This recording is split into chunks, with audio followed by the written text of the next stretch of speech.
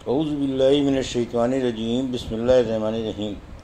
الحمد للہ رب العالمین، والصلاۃ والسلام علی سید المرسلین وخاتم النبیین، اما بعد۔ صحیح بخاری باب کتاب التفسیر، حدیث نمبر 4566، اردو ترجمہ۔ اللہ تعالیٰ کا ارشاد ہے، اور یقیناً تم لوگ بہت سی دل دکھانے والی باتیں ان سے سنو گے جنہیں تم سے پہلے کتاب مل چکی ہے، اور ان سے بھی سنو گے جو مشرک ہیں۔ ہم سے ابو الیمان نے بیان کیا، کہا ہم کو شعیب نے خبر دی، ان سے زہری نے بیان کیا، ان سے عروہ بن زبیر نے خبر دی، اور انہیں حضرت اسامہ بن زید رضی اللہ عنہ نے خبر دی کہ رسول اللہ صلی اللہ علیہ وسلم ایک گدھے کی پشت پر فدق کی بنی ہوئی ایک موٹی چادر رکھنے کے بعد سوار ہوئے، اور اسامہ بن زید رضی اللہ عنہ کو اپنے پیچھے بٹھایا۔ آپ صلی اللہ علیہ وسلم بنو حارث بن خزرج میں سعد بن عبادہ کی مزاج پرسی کے لیے تشریف لے جا رہے تھے۔ یہ جنگ بدر سے پہلے کا واقعہ ہے۔ راستے میں ایک مجلس سے آپ گزرے جس میں عبداللہ بن ابی سلول منافق بھی موجود تھا۔ یہ عبداللہ بن ابی کے ظاہری اسلام لانے سے بھی پہلے کا قصہ ہے۔ مجلس میں مسلمان اور مشرکین یعنی بت پرست اور یہودی سبھی طرح کے لوگ تھے۔ انہی میں سے عبداللہ بن رواحہ رضی اللہ عنہ بھی تھے۔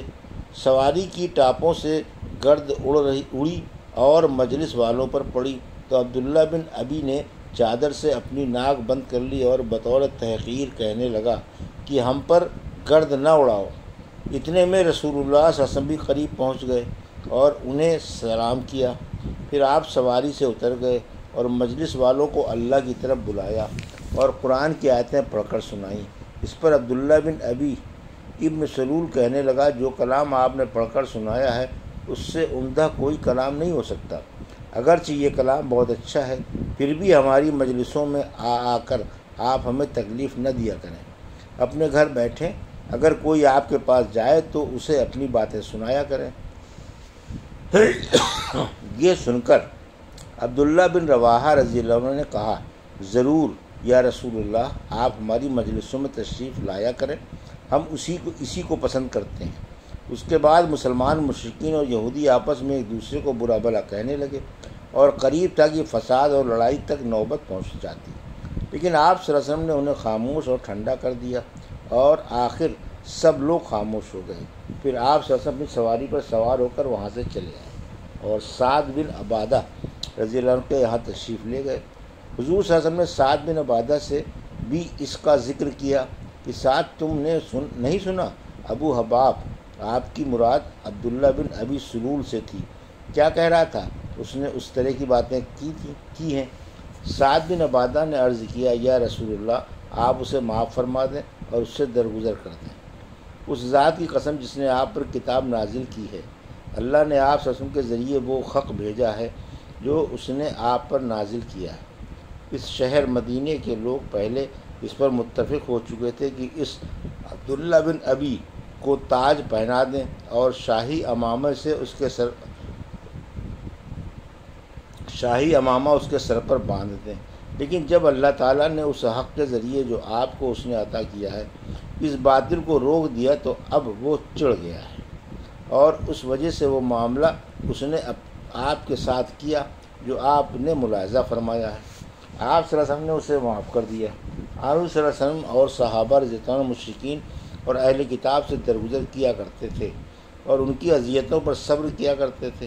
اسی کے بارے میں یہ آیت نازل ہوئی، اور یقیناً تم بہت سی دل آزاری کی باتیں ان سے بھی سنو گے جنہیں تم سے پہلے کتاب مل چکی ہے، اور ان سے بھی جو مشرک ہیں، اور اگر تم صبر کرو اور تقوی اختیار کرو تو یہ بڑے عزم و حوصلے کی بات ہے۔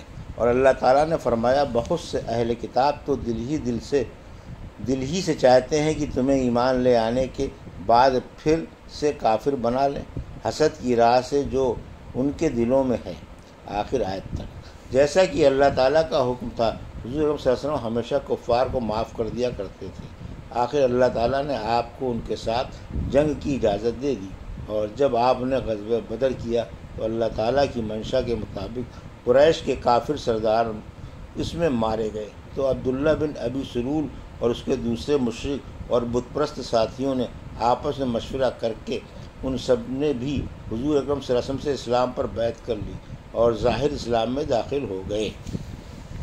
حدیث نمبر 4567 اردو ترجمہ۔ اللہ تعالیٰ کا ارشاد: تم ان لوگوں کو عذاب سے محفوظ نہ سمجھو جو اپنے کیے پر خوش ہیں۔ ہم سے سعید بن ابی مریم نے بیان کیا، انہوں نے کہا ہم کو محمد بن جعفر نے خبر دی، انہوں نے کہا کہ مجھ سے زید بن اسلم نے بیان کیا، ان سے عطا بن یسار نے، اور ان سے ابو سعید خدری رضی اللہ عنہ نے بیان کیا کہ رسول اللہ صلی اللہ علیہ وسلم کے زمانے میں چند منافقین ایسے تھے کہ جب حضور اکرم صلی اللہ علیہ وسلم جہاد کے لیے تشریف لے جاتے تو یہ مدینے میں پیچھے رہ جاتے اور پیچھے رہ جانے پر بہت خوش ہوا کرتے تھے، لیکن جب حضور صلی اللہ علیہ وسلم واپس آئے تو عذر بیان کرتے اور قسمیں کھا لیتے، بلکہ ان کو ایسے کام پر تعریف ہونا پسند آتا جس کو انہوں نے نہ کیا ہوتا، اور بعد میں چکنی چپڑی باتوں سے اپنی بات بنانا چاہتے۔ اللہ تعالیٰ نے اس پر یہ آیت لا تحسبن الذین یفرحون آخر تک اتاری۔ حدیث نمبر 4568 اردو ترجمہ۔ مجھ سے ابراہیم بن موسیٰ نے بیان کیا، کہا ہم کو حشام نے خبر دی، انہیں ابن جریج نے خبر دی، انہیں ابن ابی ملیکہ نے، اور انہیں علقمہ بن وقاص نے خبر دی کہ مروان بن حکم نے جب وہ مدینے کے امیر تھے اپنے دربان سے کہا کہ رافع ابن عباس کے یہاں جاؤ اور ان سے پوچھو کہ آیت ولا تحسبن الذین کی روح سے تو ہم سب کو عذاب ہونا چاہیے، کیونکہ ہر ایک آدمی ان نعمتوں پر جو اس کو ملی ہے خوش ہے اور یہ چاہتا ہے کہ جو کام اس نے کیا نہیں اس پر بھی اس کی تعریف ہو۔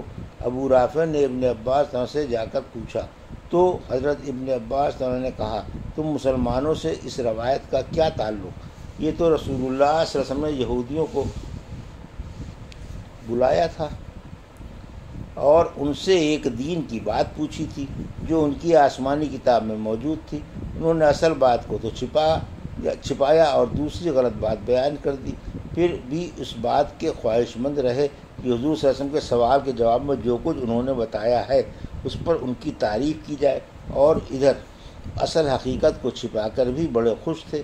پھر حضرت ابن عباس نے اس آیت کی تلاوت کی، اور وہ وقت یاد کرو جب اللہ نے اہل کتاب سے عہد لیا تھا کہ کتاب کو پوری طرح ظاہر کر دینا لوگوں پر۔ آیت جو لوگ اپنے کرتوتوں پر خوش ہوتے ہیں اور چاہتے ہیں کہ جو کام نہیں کیے ہیں ان پر بھی ان کی تعریف کی جائے تک۔ حشام بن یوسف کے ساتھ اس حدیث کو عبد الرزاق نے بھی ابن جریج سے روایت کیا۔ ہم سے محمد بن مقاتل نے بیان کیا، کہا ہم کو حجاج بن محمد نے خبر دی، انہوں نے ابن جریج سے کہا مجھ کو ابن ابی ملیکہ نے خبر دی، ان کو حمید بن عبد الرحمن بن عوف رضی اللہ عنہ کی مروان نے اپنے دربان رافع سے کہا، پھر یہی حدیث بیان کی۔ حدیث نمبر 4569 اردو ترجمہ۔ اللہ تعالیٰ کا ارشاد: بے شک آسمانوں اور زمین کی پیدائش اور رات دن کے اختلاف ہونے میں عقل مندوں کے لیے بہت سی نشانیاں ہیں۔ ہم سے سعید بن ابی مریم نے بیان کیا، کہا ہم کو محمد بن جعفر نے خبر دی، کہا کہ مجھے شریک بن عبداللہ بن ابی نمر نے خبر دی، انہیں قریب نے، اور ان سے حضرت ابن عباس رضی اللہ عنہ نے بیان کیا کہ میں ایک رات اپنی خالہ ام المومنین حضرت میمونہ رضی اللہ عنہ کے گھر رہ گیا۔ پہلے رسول اللہ صلی اللہ علیہ وسلم نے اپنی بیوی میمونہ رضی اللہ عنہ کے ساتھ تھوڑی دیر تک بات چیت کی، پھر سو گئے۔ جب رات کا تیسرا حصہ باقی رہا تو آپ اٹھ کر بیٹھ گئے اور آسمان کی طرف نظر کی اور یہ آیت تلاوت کی: بے شک آسمانوں اور زمینوں کی پیدائش اور دن رات کے مختلف ہونے میں عقل مندوں کے لیے بڑی نشانیاں ہیں۔ اس کے بعد آپ صلی اللہ علیہ وسلم کھڑے ہوئے اور وضو کیا اور مسواک کی، پھر 11 رکعتیں تہجد اور وتر پڑھیں۔ جب حضرت بلال رضی اللہ عنہ نے فجر کی اذان کی دی تو آپ نے 2 رکعت فجر کی سنت پڑھی اور باہر مسجد میں تشریف لائے اور فجر کی نماز پڑھائی۔ یہ تھی صحیح بخاری باب کتاب التفسیر کی حدیث نمبر 4566 سے 4569 کا اردو ترجمہ جو ابھی آپ نے سماعت فرمایا۔ اللہ سے دعا ہے کہ اللہ میں ان حدیثوں کی صحیح سمجھ عطا فرما اور ان پر عمل کرنے کی توفیق عطا فرما، آمین یا رب العالمین۔